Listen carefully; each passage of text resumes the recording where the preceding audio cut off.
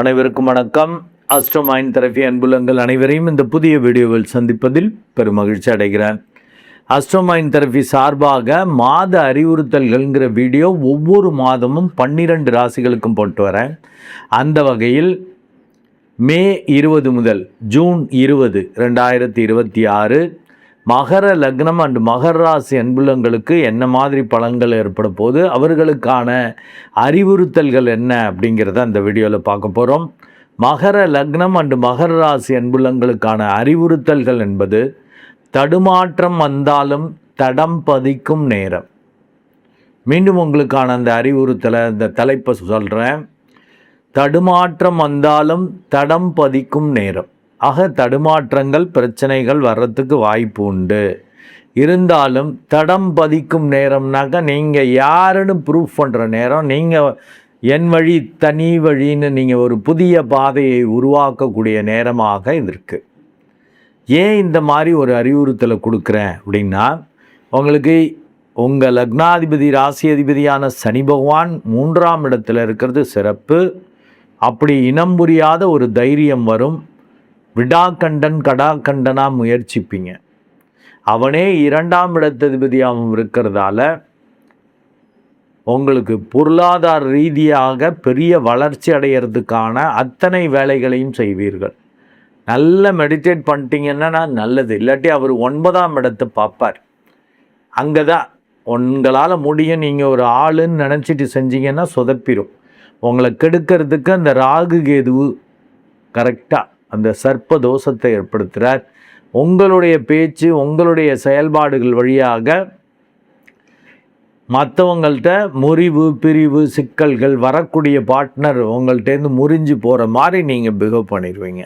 Meditate பண்ணிட்டீங்கன்னா தப்பிச்சிடுவீங்க. இல்லாட்டி உங்கள் அறியாமையால் ஓவர் கான்ஃபிடென்ட்டில் ஓவராக பேசி கெடுத்துருவீங்க. உங்கள் லக்னத்துக்கு பாதகாதிபதியான செவ்வாயும் ஆட்சியாக இருக்கிறார். பெரிய வித்தை இருக்குது, திறமை இருக்குது, என்னால் முடியுங்கிறதால ஓவராக பேராசையோடு செயல்படுறதோ மற்றவங்களை முறைச்சிக்கிறதோ கெடுத்துக்கிறதோ பண்ணக்கூடாது. ஏன்னா உங்களுக்கு யோகத்தை கொடுக்கக்கூடிய அந்த 5-10 அந்த சுக்கிரன் அண்டு 9-10 புதன், 6-9 5-10 இது 5-6 பரிவர்த்தனை ஆகிற மாதிரி, 9-10 பரிவர்த்தனை ஆகிற மாதிரி. ஆனால் தடுமாற்றம் வரும். 5 6 இருக்கிறப்ப என்ன நடக்கும்? நல்ல வாய்ப்புகளை, நல்ல அதிர்ஷ்டத்தை நீங்களே கெடுத்துக்கிற மாதிரி பண்ணிக்குவீங்க. மற்றவங்கள்ட்ட உள்ள நல்லதை பார்க்குறத விட கெட்டதை பார்க்கக்கூடிய தன்மை வரும். ஆனால் 6ஆம் இடத்ததிபதி 5ல் இருக்கிறதும் அந்த மாதிரி ஒரு எரிச்சல், ஒரு நல்ல விஷயம் கண்ணுக்கு தெரியாது, அப்படி வரும். ஆனால் 9-10 பரிவர்த்தனை ஆகிறது. நீங்கள் பயந்துக்கிட்டே குழம்பிக்கிட்டே தடுமாற்றத்தோடு செஞ்சாலும் தர்ம கர்மாதிபதி யோகம் வெளிப்படும். ஏன்னா இவன் வேலையை அவன் செய்வான், அவன் வேலையை இவன் செய்வான். 9 தொழிலை பார்த்துக்குவான். தொழில் நல்லபடியாக பெருமையாக மரியாதையாக வர மாதிரி. இதே 10 உங்களுக்கு எந்த அளவுக்கு, அதாவது தொழிலுக்குரியவன் உங்களுக்கு எப்படிலாம் புகழ் கிடைக்கணுமோ அது மாதிரி புதிய வித்தியாசமான வகையில் செய்கிற மாதிரி பண்ணிடுவார். என்ன அந்த பாதகாதிபதி வலுக்கிறது, 2ஆம் இடத்தில் ராகு கேது இருப்பது அண்டு 5ல் சூரியன் இருப்பது, அதெல்லாம் உங்களை கெடுக்கும். பாதகாதிபதி பாதகங்களை பெரிய அளவுக்கு பேராசையோடு செயல்பட வச்சு, பெரிய வித்தை திறமை இருக்குது, உங்களால் எல்லாம் முடியும்னு நினச்சி சொதப்ப வைப்பார். அண்டு 5ல் உள்ள சூரியன் எடுத்தேன் கவுத்தன். ஏன்னா 8 அவன் 8 சூரியன் 5ல் இருக்கார். புத்தியில் வெடுக்குன்னு திடீர்னு முடிவு எடுத்துருவீங்க. திடீர்னு ஏதாவது பண்ணி கெடுத்து விட்டுருவீங்க. அதன் வழியாக பார்ட்னர்ஸ் இழக்கிறது. நல்ல பெரிய பார்ட்னர்ஸ், அதான் சூரியனாலே தந்தை போன்று உள்ளவர்கள், அரசியல்வாதிகள், அதிகாரிகள், அவர் உங்களை விட பெரிய மனிதர்களிடம் பிரச்சனை வந்துடும். ஏன்னா நீங்கள் ஈகோவாக பிஹேவ் பண்ணுவீங்க. பற்றியா நம்ம இறங்கி இவன் ஓரளவு திறமைக்காரன் நல்ல வேலைக்காரனாக இருக்கானேன்னு இறங்கி பேசுகிறப்ப அவன் புத்தியை காட்டிட்டான் பற்றியா அப்படிங்கிற மாதிரி மற்றவங்க பெரியவங்க நினைக்கிற மாதிரி பண்ணிடுவீங்க. அதனால தான் அது தடுமாற்றம் வரும். யார்கிட்ட பேசுகிறோம், என்ன பேசுகிறோங்கிறது கவனம். அது மெடிடேட் பண்ணால் தாங்க கிடைக்கும். இல்லாட்டி முறிவு பிரிவு ஏற்படுத்திக்கிற மாதிரி பண்ணிடுவீங்க. 9க்குரியவர்கள் அந்த பரிவர்த்தனை ஆயிருக்கிறப்ப மெடிடேட் பண்ணிங்கன்னா ஒர்க் அவுட் ஆகும். ஆச்சரியங்களை பார்ப்பீங்க. தானாக நல்லது நடக்கும். முறிவு பிரிவு நடக்கிறது கூட உங்களுக்கு தேவையில்லாது தான் முறிஞ்சு பிரிஞ்சு போகும். அது ரொம்ப நல்லது. ஆட்களாக இருக்கட்டும், வேலை செயல்பாடுகளாக இருக்கட்டும், பொருளாக இருக்கட்டும், அதை பற்றி ஒரு பெரிய டோன்ட் கேர் மேட்டர் தான் இருக்கும். டோன்ட் கேருங்கிற ஃபீல் தான் இருக்கும். கண்டுக்க மாட்டீங்க, போயிட்டு போகுது, இதை தாண்டி சம்பாதிப்போம், இதை தாண்டி பெருசாக சக்ஸஸ் பண்ணுவோன்னு வரும். பட் 5ல் உள்ள சூரியன் அந்த திமிரை கொடுக்காதபடி இருக்கிறதுக்கு மெடிடேஷன் இட் இஸ் கம்பல்சரி. என்ன சார் எல்லாத்துக்கும் மெடிடேஷன்? ஆமாங்க. இந்த கோள்கள், அத்தனை கோள்கள், அங்கே இருக்கிற எல்லா கோளும் உங்களுக்கு பாதிப்பை கூட குறைச்ச கொடுத்துக்கிட்டே தான் இருக்கும். சுத்த ஜாதகம்னு எதுவுமே கிடையாது. சுத்தமான பாவம்னா அந்த இடத்துல எந்த கோளும் இல்லாமல், அந்த பாவகத்தை எந்த கோளும் பார்க்காம இருந்துச்சுன்னா அது சுத்த பாவம். லக்னத்தை எந்த கோளும் பார்க்கல, லக்னத்திலையும் எந்த இது இல்லைன்னா அது சுத்த ஆள். அவர் ஓரளவு பெரிய இது பண்ணிக்க மாட்டார், நடுப்பர் இருப்பார். மற்ற கோள்களுக்கு ஏற்றபடி பெரிய இவர் தன்னை பொல்யூட் பண்ணிக்க மாட்டார். அது மாதிரி 2ஆம் இடம் வந்துச்சுன்னா குடும்பம் அப்படி சுத்தமாக இருக்கும். இவர் முன்ன பின்ன இருந்தாலும் குடும்பமாக மரியாதையாக நல்லபடியாக பேரெடுக்கிற மாதிரி இருக்கும். இப்படி மாறும். சரி, அப்போ 9 கோள்களும் உங்கள் ராசி கட்டத்தில் இருந்து தானே ஆகும்.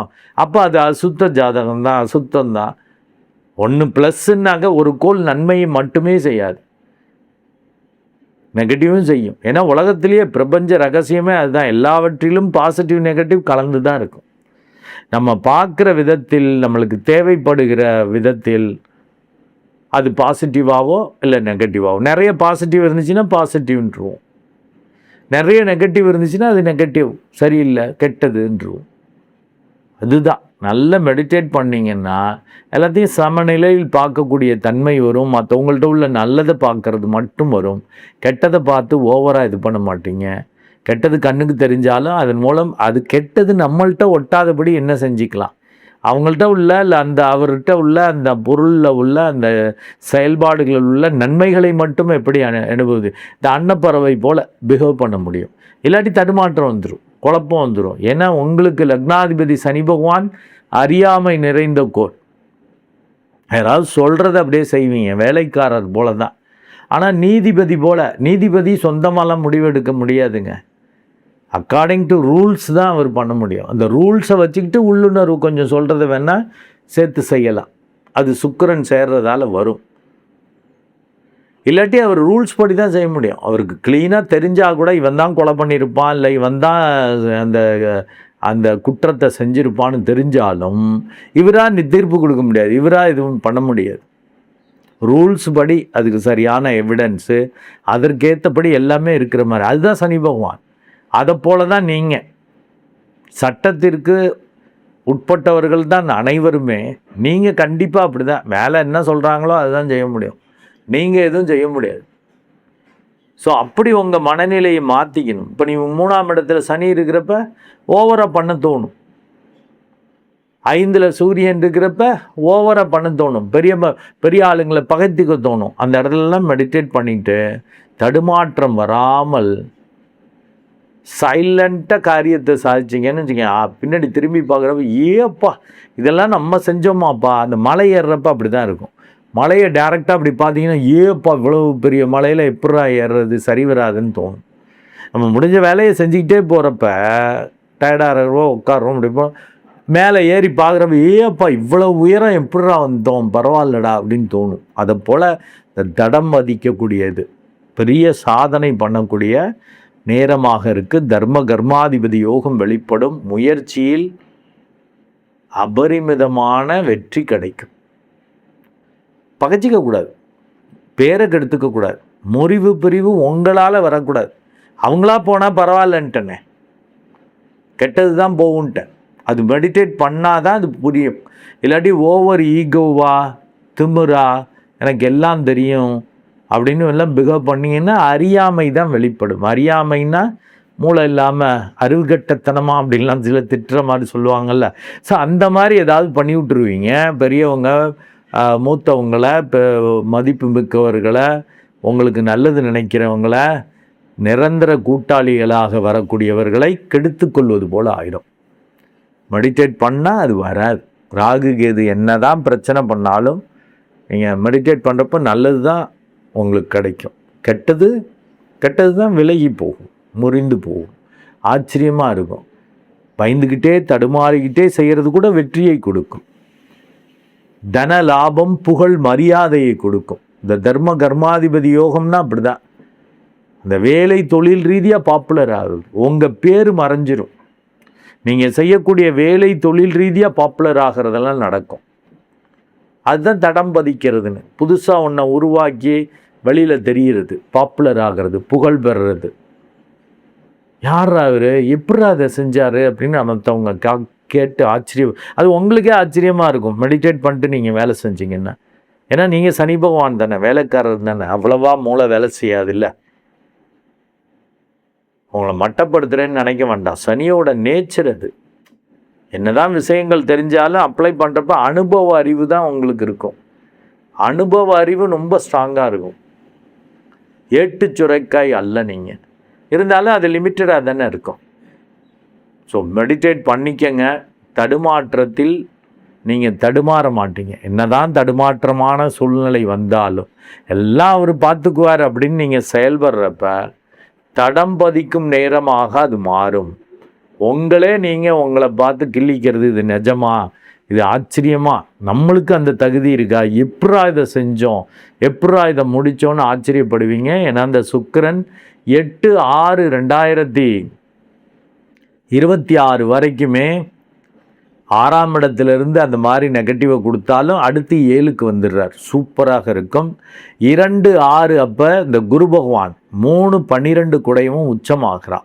நிதானமாக செயல்பட்டீங்கன்னாக்க பெரிய வளர்ச்சி, நல்ல சூழ்நிலைக்கு ஏற்றபடி செயல்பட்டு முயற்சி செஞ்சு திருப்தி அடைவீங்க. சுப செலவுகள் பண்ணிக்கிற மாதிரி ஆகும். இல்லாட்டி ஓவர் கான்ஃபிடென்ட்டில் செஞ்சு கெடுத்துக்கிற மாதிரி ஆகும். பொதுவில் 7ஆம் இடத்தில் குரு வர்றது குரு பலம் சூப்பர். மற்றவங்க சூழல் வழியாக நன்மையே கிடைக்கும். நீங்கள் அவன் 3/12 கூடையவங்கிறதால ஓவர் கான்ஃபிடென்ட்டாக பண்ணிங்கன்னா மற்றவங்க சூழல் ஒத்துக்குவாங்களா? ஈக்குவலாக மரியாதை கொடுத்தா தானே அவங்க மதிப்பாங்க. அதை தெரிஞ்சுக்கணும். குருவும் புதனும் அவங்களுக்கு பெரிய அளவுக்கு அதிர்ஷ்டத்தை கொடுப்பாங்க. ஏன்னா புதன் 29/5/2026 வரைக்கும் தான் அவர் 5ஆம் இடத்துல இருக்கார். அடுத்து 6ஆம் இடத்தில் ஆட்சி ஆகிறார். 6/9 பூர்வ பாக்கியமும் வேலை பார்க்கும். அண்டு சுக்கிரன் 8/6 அப்போ 7ஆம் இடம் வர்றப்ப பூர்வ பாக்கியமும் பூர்வ புண்ணியமும் ரெண்டுமே வேலை பார்க்கும். சுக்கிரன் அங்கே வர்றப்ப பூர்வ புண்ணியம் அதிர்ஷ்டம் வேலை பார்க்க ஆரம்பிச்சிடும். மற்றவங்க சூழல் வழியாக நல்ல பார்ட்னர், நல்ல விஷயங்கள் நடக்கிறது, லைஃப் பார்ட்னர், பிஸ்னஸ் பார்ட்னர், நல்லவர்கள் அமைவது, மனசுக்கு பிடிச்ச விஷயங்கள்லாம் நடக்கும். ஆச்சரியமாக இருக்கும். 15/6/2026 வரைக்குமே சூரியன் 5ல் இருக்கிறப்ப இந்த ஈகோங்கிறதே வேண்டாம். நல்லா மெடிடேட் பண்ணிட்டு டம்மி பீஸுன்னு நீங்கள் நினைங்க. ஆச்சரியமான ரிசல்ட் வரும். தடம் பதிக்கிற ஆளாக மாறுவீங்க. நன்றி அன்புலங்களே. மீண்டும் ஒரு நல்ல வீடியோவில் உங்களை சந்திக்கிறேன். அதுவரை உங்களிடமிருந்து வணக்கம் கூறி விடைபெறுவது உங்கள் அன்பு டாக்டர் குழந்தை ஆறு கணேசன். நன்றி, வணக்கம்.